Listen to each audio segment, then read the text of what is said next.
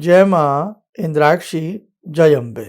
इंद्राक्षी धाम में दर्शकों आप सभी का हम हार्दिक स्वागत करते हैं। आज के दिन जिन जातकों का जन्म दिवस है, मैरिज एनिवर्सरी है, उन सभी को हमारी तरफ से बहुत बहुत शुभकामनाएं। आज पूर्णिमा है, पूर्णिमा का व्रत है और साथ ही जिन जातकों की जन्म पत्रिका में चंद्रमा बड़े कमजोर होते हैं, उनके लिए पूर्णिमा का दिन बड़ा खास होता है। ऐसी ही जानकारी बहुत आपके लिए अच्छी रहने वाली है, आपको सुनने जानने को इस अंक में मिलेगी। और एक चीज़ और जो हमसे बहुत पूछी जाती है, उसके बारे में भी आपको हम बताएंगे कि हम घर में बहुत सारे ऐसे धागे बांध करके किसी वस्तुओं पर, सुपारी पर, नारियल पर हम बहुत सारी ऐसी चीज़ें रख देते हैं। हालांकि इसके लिए हम एक विशेष अंक आपको देने वाले हैं, तो उसके बारे में भी थोड़ी सी हम चर्चा आपके संग करने वाले हैं। तो आइए पहले आज का हम पंचांग देखें। 26 दिसंबर सन 2023, संवत 2080, मार्गशीर्ष शुक्ल पक्ष, तिथि पूर्णिमा, नक्षत्र मृगशिरा, राहु काल 7:30 से 9, दिशा सूल पूर्व दिशा।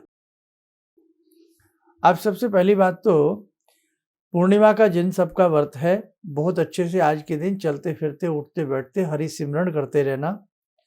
भगवान विष्णु के 1008 नाम यानी कि सहस्त्र नामावली पढ़ना बहुत अच्छा माना जाता है आज के दिन। जो साधक आज के दिन भगवान विष्णु के अगर 1008 नाम न पढ़ सके तो कम से कम 108 नाम पढ़े या उनके किसी बीज मंत्र का जप करे या ओम नमो भगवते वासुदेवाय नमः इस मंत्र का जप करे। अच्छी उन्हें सफलता प्राप्त होती है, भगवान का शुभ आशीष प्राप्त होता है। आज पूर्णिमा है। बहुत लोग आज ऐसे हैं जो निराशा का जीवन जी रहे हैं। मन में हमेशा उनके बेचैनी लगी रहती है, परेशानी सी लगी रहती है। कई बार बहुत लोगों का मन घर में नहीं लगता है, बच्चों का मन पढ़ाई में नहीं लगता है। कई बार हमेशा आपके मन में सुस्ती, उदासी बनी रहती है। तो पूर्णिमा का दान ऐसे लोगों को जरूर करना चाहिए। आपके बच्चे की जन्म पत्रिका में हो सकते हैं उसके चंद्रमा अच्छे ना हो और पंचम भाव के ही यदि चंद्रमा स्वामी हो या अशुभ चंद्रमा की दृष्टि बच्चे के पंचम भाव पर पड़ती हो, तो बच्चे की जो मेमोरी होती है या उसकी जो लर्निंग पावर होती है, याद करने की जो शक्ति होती है, वो कमजोर हो जाएगी। इसके लिए आज का दिन बड़ा अच्छा माना गया है। वैसे पूर्णिमा का दान हम सभी भी करें तो कोई नुकसान वाली बात नहीं होती है, क्योंकि चंद्रमा मन के स्वामी हैं। मन को मजबूत करता है पूर्णिमा में दिया गया दान। ठीक, तो आप क्या कर सकते हैं, जैसे रात्रि का चंद्रमा जरूर देखें। पूर्णिमा का चंद्रमा देखना चाहिए। पूर्णिमा के चंद्रमा को प्रणाम करना चाहिए। पूर्णिमा के चंद्रमा को हमें एक छोटा सा दीप जलाकर अपने पूरे परिवार के नाम से थोड़ा चावल ले लें, थोड़ी सफेद रंग की मिठाई ले लें, थोड़ा जल ले लें। तो हम सबसे पहले चंद्र देव को प्रणाम करें और प्रणाम करने के बाद दीप दिखावें, थोड़ा चावल चढ़ावें, थोड़ा मिष्ठान चढ़ावें और कहें कि हे चंद्र भगवान, आप हमारे पूरे परिवार के ऊपर अपनी कृपा दृष्टि बरसाएं। आप पूरे विश्व के ऊपर अपनी कृपा दृष्टि बरसाएं। आप माने न माने, जो बच्चे आज डिप्रेशन का शिकार हैं, माँ बाप बड़े दुखी हो जाते हैं कि हमारा बच्चा डिप्रेशन में जा रहा है, तो ये चंद्र का उपाय करने से उन बच्चों को भी बड़ा लाभ मिलेगा। आप स्वयं कई बार डिप्रेशन का शिकार हो जाते हो, तो आप भी ऐसे आई पूर्णिमा को गिनती गिन के 9 पूर्णिमा करो। आप 9 का अंक पूर्ण होता है, भगवान की कृपा आपके ऊपर बरसेगी। अब डिप्रेशन का पूर्णिमा से क्या मतलब है? चंद्रमा डिप्रेशन के द्योतक हैं। बहुत बच्चे डिप्रेशन में चले जाते हैं, बच्चे हों या बड़े हों। तो ऐसे व्यक्तियों के लिए चंद्र मंत्र, चंद्र यंत्र, चंद्रमा की पूजा बहुत ही सफल होती है। और चंद्रमा का दान क्या करें आज के दिन? जैसे मिश्री है, चावल है, चीनी है, सफ़ेद कपड़ा है, कुछ भी जो आपकी सामर्थ्य है, वो चंद्रमा के निमित्त अपने सभी परिवार का ध्यान करते हुए या विशेष कोई अगर डिप्रेशन में है उनका ध्यान करके आज के दिन दान देना चाहिए। जैसे जैसे जो व्यक्तियों के चंद्रमा बहुत कमजोर होंगे या जो जातक डिप्रेशन के शिकार होंगे, चंद्रमा और अमावस्या की रात्रियां उन्हें और व्याकुल बना देती हैं। कई बार रिसर्च हुई है, जो पागल खाने होते हैं, जहाँ इस प्रकार के, भाई भगवान ना करे देखो कोई हो, लेकिन जहाँ इस प्रकार के पागल खाने होते हैं, वहाँ रिसर्च की गई है कि पूर्णिमा की रात्रि में वहाँ उथल-पुथल ज़्यादा होती है और वहाँ की रख-रखाव, देख-रेख बढ़ा दी जाती है। क्योंकि हमारे शरीर में पानी की मात्रा ज़्यादा है और जल से संबंध चंद्रमा का है, तो इसलिए पूर्णिमा में जब फुल मून होता है, तो हमारे अंदर से ही कुछ इस प्रकार की चीज़ें उत्पन्न होती हैं, जिसकी वजह से जो व्यक्ति बड़े डिप्रेशन में होते हैं, उन्मादी से होते हैं, वो और उस दिन प्रॉब्लम में आ जाते हैं। और जब-जब ज्वार-भाटाएँ आती हैं समुद्र में, तब-तब भी ये देखा गया है कि उस रात्रि में पूर्णिमा थी। यानी कि पूर्णिमा की रात्रि में ज्वार-भाटाएँ भी ज़्यादा आँकड़ों में नोट की गई हैं।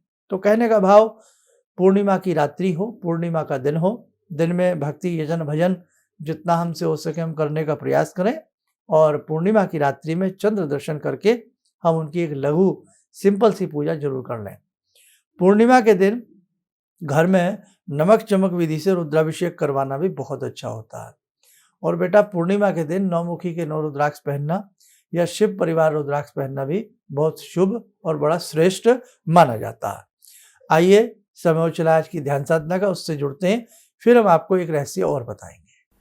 ॐ करारविन्दे न पदारविन्दं मुखारविन्दे विनिवेशयन्तं वटस्य पत्रस्य पुटे शयनं बालामुकुन्दं मनसा स्मरामि बालामुकुन्दं मनसा स्मरामि कस्तूरीतिलकं ललाटपटले वक्षस्थले कौस्तुभं नासाग्रे वरमौक्तिकं करतले वेणुकरे कङ्कणं सर्वाङ्गे हरिचन्दनं सुललितं कण्ठे च मुक्तावले गोपास्ति परिवेष्टितो विजयते गोपालचूडामणि शान्ताकारं भुजगशयनं पद्मनाभं सुरेशं विश्वाधारं गगनसदृशं मेघवर्णं शुभांगं लक्ष्मीकान्तं कमलनयनं योगवृद्ध्यानगम्यं वन्दे विष्णुं भवभयहरं सर्वलोकैकनाथं। कवच बना लें, ध्यान करें, विष्णु जी का शुभ आशीष हम सबके ऊपर बरस रहा है।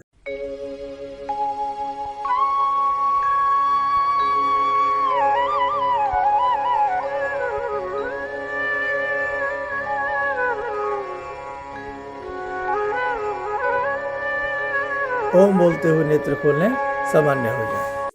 देखो साधकों, जिन्होंने दीक्षा ली है, और बहुत लोग जो हमने दीक्षा का दिन तय किया था कि आप लोग जो हैं मोक्षदा एकादशी से अपने मंत्र का जप शुरू कर लें, तो जो मोक्षदा एकादशी से मंत्र का जप शुरू न कर पाए हों, तो वो साधक अपना मंत्र जप आज से भी प्रारंभ कर सकते हैं। अभी सुबह के 7:15 बजे के 7:10 के आसपास का समय हो रहा होगा, तो आप आज से भी अपनी मंत्र दीक्षा शुरू कर सकते हैं। और जैसे कुछ लोगों ने कहा है कि मंत्र दीक्षा में हमसे कुछ स्तोत्र नहीं पढ़े जाते या हम शुद्ध तरीके से नहीं पढ़ पाते हैं, तो बेटा वो रहने दें, केवल आप मंत्र साधना ही करें। कुछ लोगों का ये भी कहना होता है कि हम जैसे और भी अन्य देवी देवताओं की पूजा करना चाहते हैं, तो आप कर सकते हैं, कोई ऐसी इसमें बंधन नहीं है, बाउंडेशन नहीं है, आप किसी भी देवी देवता की पूजा करें। लेकिन जो दीक्षा का मंत्र होता है वो सर्वोपरि होता है। वो मंत्र आपका कल्याण शीघ्र करता है, क्योंकि वो गुरु के द्वारा प्रदान किया हुआ होता है। इसलिए दीक्षा के मंत्र पर अधिक महत्व दें, अधिक जोर दें। उसके बाद जो भी आप अपनी मंत्र साधना कर सकते हैं, अब जो भी आपका मन करता है, कोई पुराना स्तोत्र पढ़ते आ रहे हैं, कुछ करते आ रहे हैं, तो उसको भी बहुत अच्छे मन से आप बाद में पढ़ सकते हैं। ठीक। दूसरा सवाल कि कई बार हम भगवान से कुछ मांगने का प्रयास करते हैं।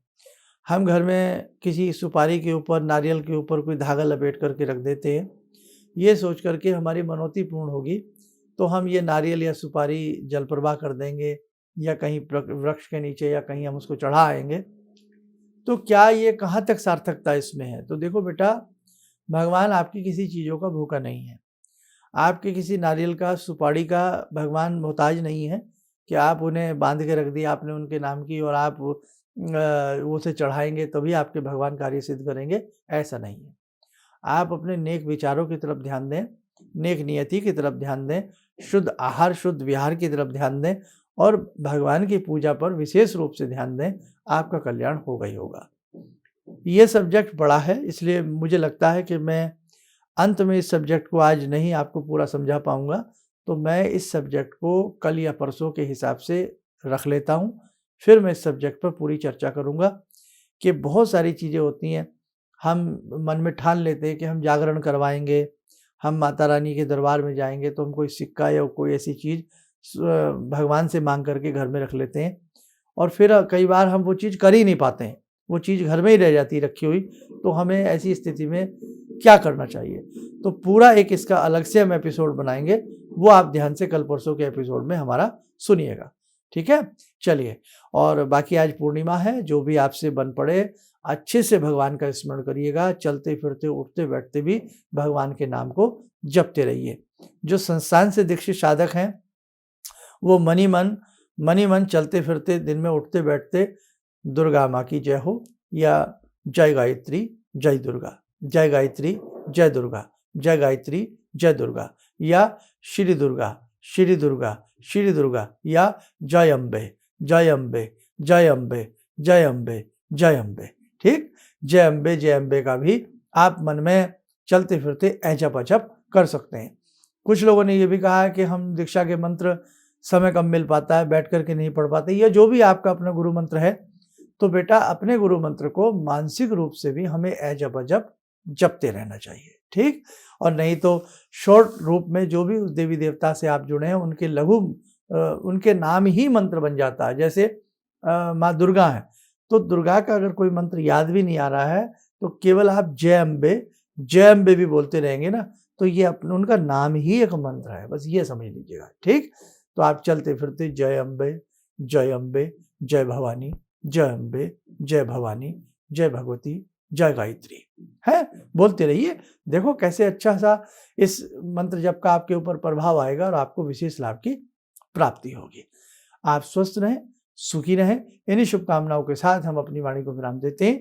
जय जय अम्बे। भगवान से जुड़ो, और भगवान को से जुड़ने का जरिया आपने बताया, बहुत अच्छा लगा, बहुत धन्यवाद। और सनातन धर्म को जिंदा रखने के लिए आप जो प्रयास कर रहे हैं बहुत सराहनीय है। हम लोग को मौका मिला है, हम लोग भाग्यशाली हैं जो आपके करीब आने का हम लोग को मौका मिला है। किसी भी समस्या के समाधान के लिए मिले प्रसिद्ध हस्तरेखा एवं वास्तु विशेषज्ञ प्रोफेसर धर्मेंद्र शर्मा जी से। नोट: शिविर में भाग लेने हेतु एवं व्यक्तिगत रूप से मिलने के लिए कॉल करने का समय सुबह 10 बजे से शाम 6 बजे तक। हमारे विभिन्न ज्ञानवर्धक कार्यक्रम देखने के लिए आप हमें अभी सब्सक्राइब करें, बेल आइकन को प्रेस करें ताकि आप देख सकें हमारा कार्यक्रम सबसे पहले। और अधिक जानकारी के लिए फेसबुक पेज को लाइक करना न भूलें।